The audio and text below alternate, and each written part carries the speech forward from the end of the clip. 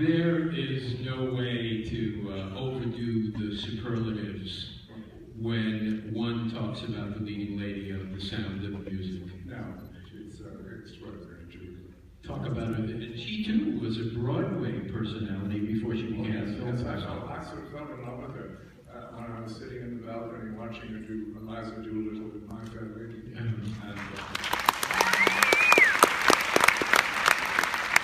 The wonderful thing is that she's a great, wonderful, old-fashioned saint. You would follow her as you would follow Joan of Arc. What do you say? She's a terrific soldier in battle. And she had a long, long role in The Sound of Music. And every day she was on there. And fresh as a daisy. You wouldn't believe how much she hated me. Let's ask her to join us. All right. Okay. Julie Andrews, Academy Award winner.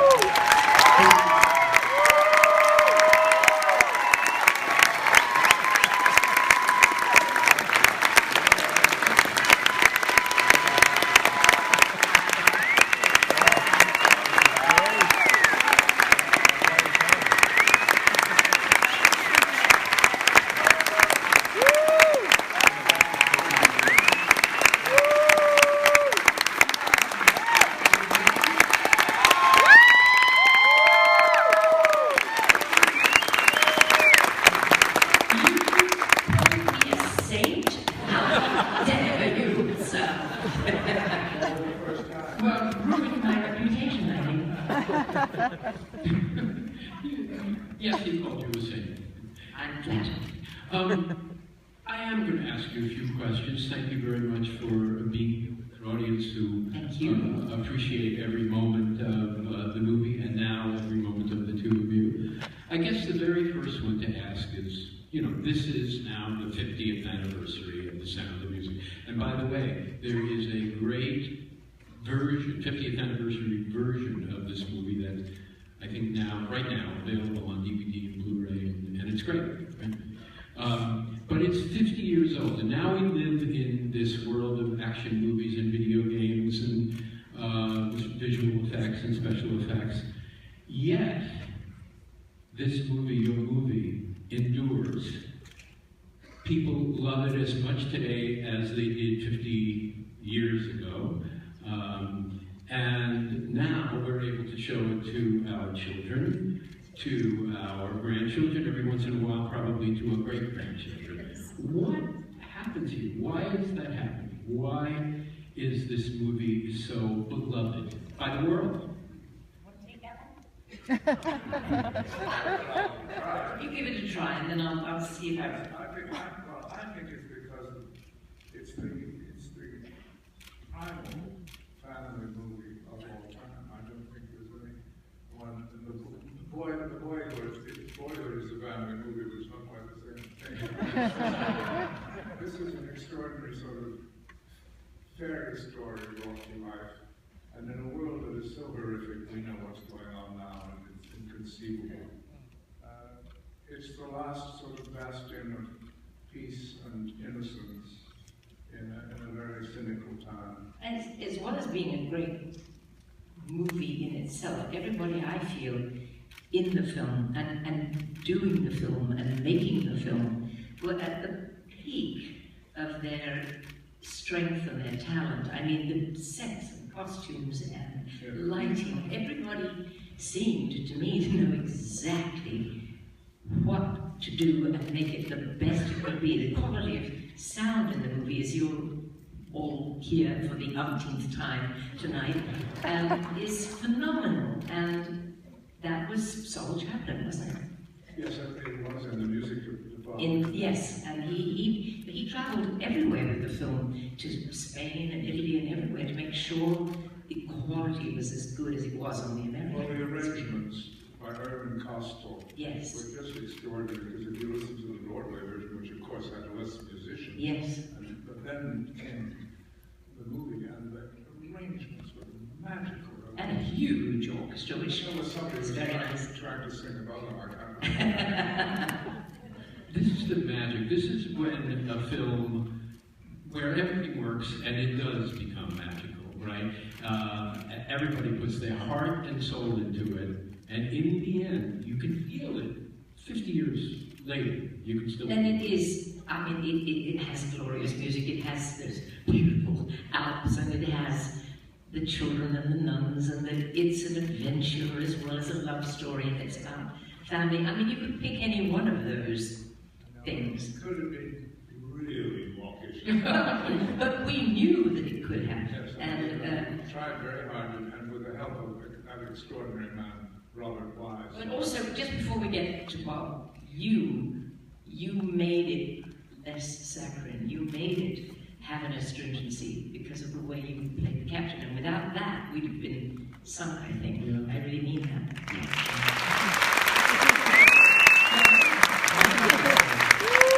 And then, Robert Wise.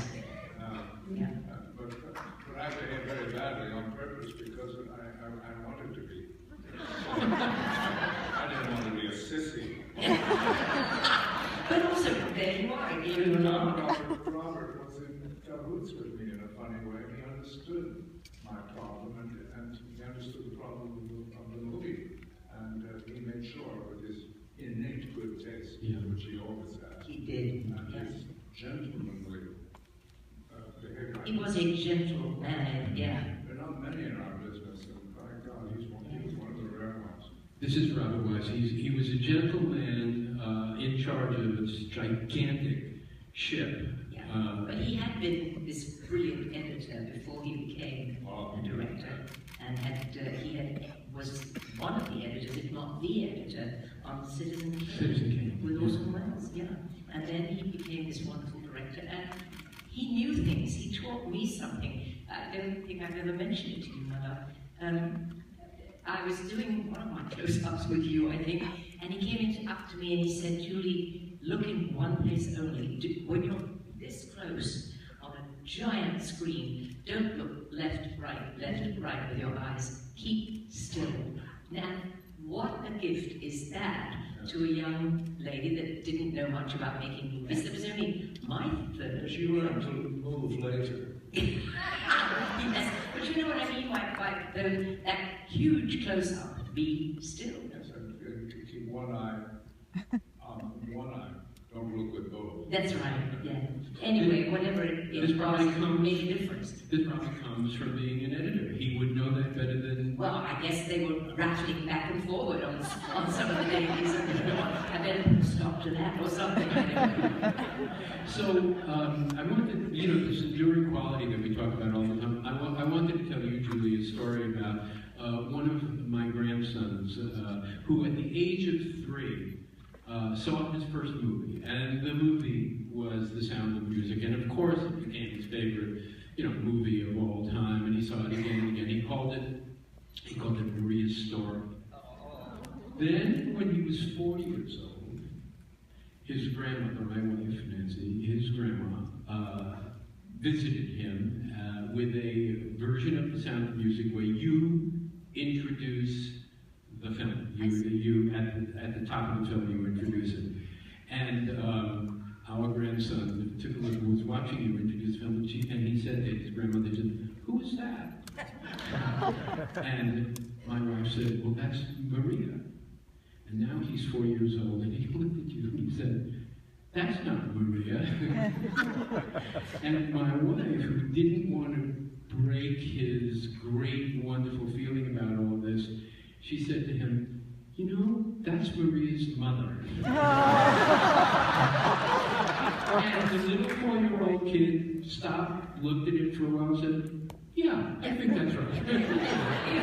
Must be grandma today, then I'll bring her. But this will continue on 50 years from now as well. So you made this movie right here in Los Angeles, California, down the street at 20th Century Fox, and of course in Austria. Yes. Well, the thing was that the wonderful choreographers, Mark Rowe and Dee Dee Woods, went ahead of everyone to Austria to help pick the locations and to choreograph where the movement would be in the songs, and then came back having taken measurements of how many steps we'd be going up or down, or where we'd be crossing and so on.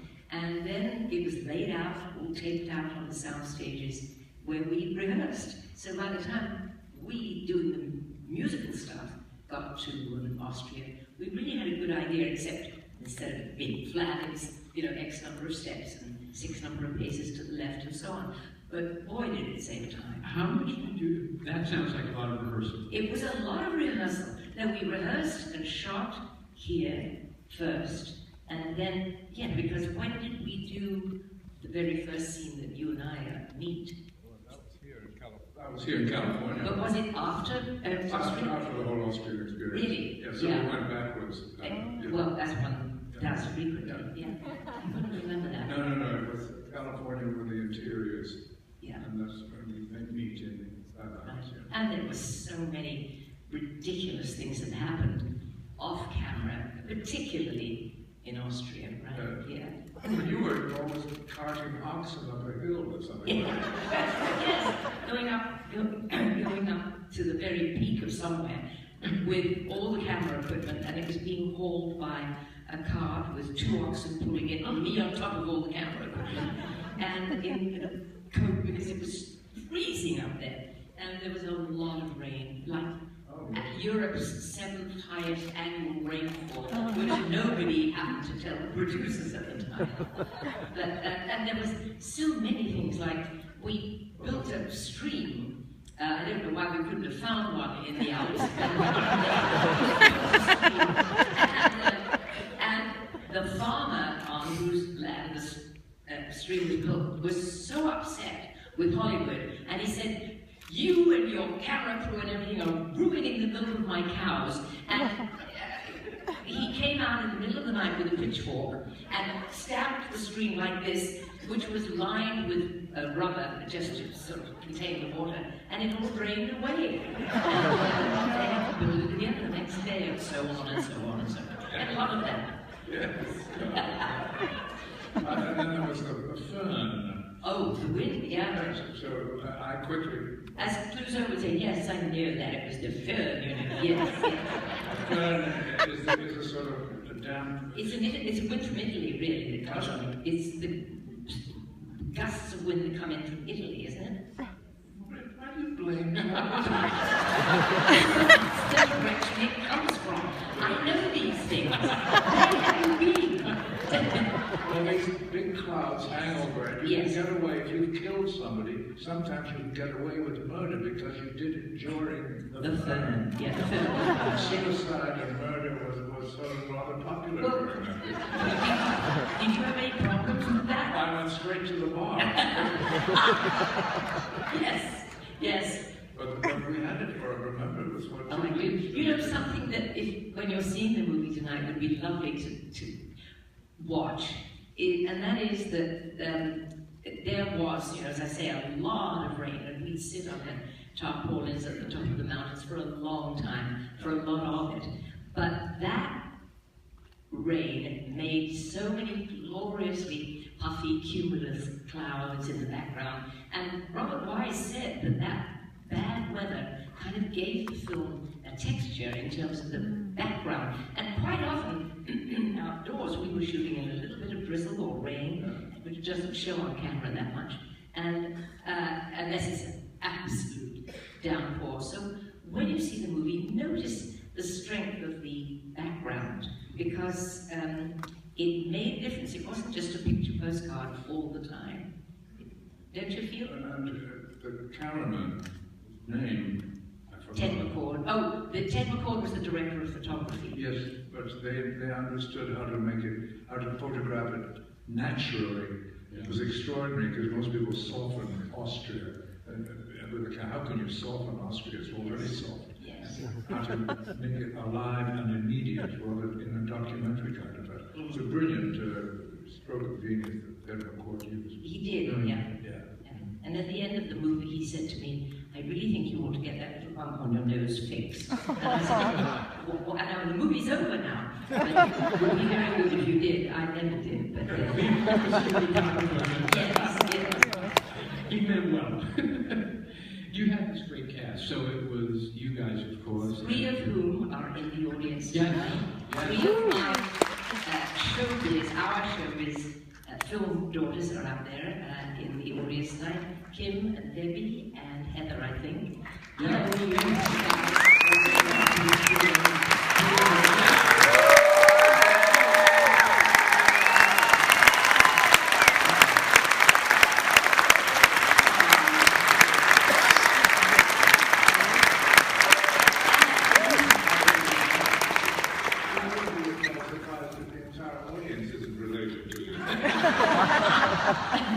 Well, there are 3 other daughters out there that really are mine. 3 of my daughters are out there, my real daughters are out there tonight. So I've got film family, and I have my own family out there, Amy, Joanna, and Jenny. So anyway, that's Jenny, that's Joe,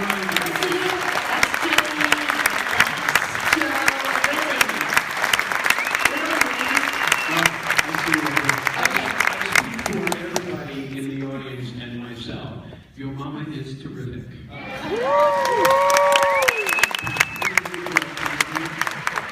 And there were others. There was Eleanor Parker and Richard Hayden. Richard Hayden was Two fine actors, you know, who I presume were, I mean, they don't get the glory, but there they were in very big, important roles. And Also, Eleanor had already achieved glory, which is one of the real great beauties of Hollywood. She was absolutely exquisite. Still, didn't she maintain that? Yes. In her role She as a did, baroness. yeah. She was. And Peggy Wood also. The Wood was Yeah, always a so. beautiful musical. Peggy Wood is the mother actress, you know. Who had that great career with Noel Coward, singing all his musicals in London. I didn't know it was Noel. Oh, yes. Yeah. You want to challenge me later? I believe you. you know, what's interesting to me, talking to you and watching you talk to each other, did you know each other before this movie started in Yes 1965? and no, in a way. Not really know each other as we know each other today. We're great chums and keep in touch as much as we can. But we did know each other sort of in passing because we were both on Broadway. I think we met once with Rex Did we? in Michael's pub in New York. I think so. Oh. Yeah, and Tony. Well, with Rex, there was nobody else to look at but Rex, you know. No, I missed Rex. I'm glad to over I'm gonna ask a couple of more questions. Yes, and then we're we're gonna otherwise we moving can- on. Yeah, We can forget the movie, we'll just sit here and talk about It was a big Broadway hit show starring Mary Martin and Theodore McKell. That's right. Had you seen that show? Yes. And did Miss Martin influence your playing of the same character? I never knew when I saw the show on Broadway that I was going to be asked to be in the movie. So it didn't have, I just didn't honestly think about it because it was quite a while after. But no, I don't think it did, to be truthful. I wish I could say it back. But you know that Carol Burnett and I did our first special at Carnegie Hall and did a huge takeoff on the Swiss Family Pratt. And there were like 11 boys and 1 girl, and Carol was the girl, and she was called Cynthia. And I did play the part, and it was very funny. But I even then never knew it was I was going to be in the movie. Yeah. Chris, had you seen it by any chance? Had you seen the Broadway show? Well, not only have I seen it, but I was asked to be in it. On Broadway? For Captain. And the most extraordinary thing is that Mary Martin, who obviously took some sort of shine, and her husband, who I can never remember who ran it. Richard, somebody was it? That's Richard, yeah. Yes. Yeah. Richard said, but Mary, he's 26 years old, darling. I was 26, she was in her 50s. So it was slightly unbalanced. But it's odd that I was asked to. Yeah. Of course, Theo Bickel, whom I never know, did it beautifully. But he didn't have nearly the material that I had on the screen. Theodore would come on and sing like 3 songs. And then Mary Martin would come on and sing 25. fine. There wasn't much material written until the movie, where Ernie Lennon was so good. Right. Of course. A great screenwriter came and tried to make him a more human character of the Baron. Yeah. And opened up this stage play to film in the most successful and wonderful way. You know, Mary Rogers, Richard Rogers' daughter, said it was probably the one show of her dad, Richard Rogers, and Oscar Hammerstein, is the one show that translated better to the screen than it did on stage. All the rest were walloping hits, something like The King and I and South Pacific, all wonderful. But this particular one, The stage versions were always better. Yes, Faster, because they had the pace yes. of a Broadway show. Somehow the Technicolor, strangely enough, slows things down. It's very odd. It does. And you know, I know that. You do Hamlet on the screen in color, which I think was done by Mel Gibson. It's much slower. And yours was black and white, was it? Yeah. Yeah, because he was a wonderful Hamlet. He was. I'm not talking about mine. I know you're not, but I can.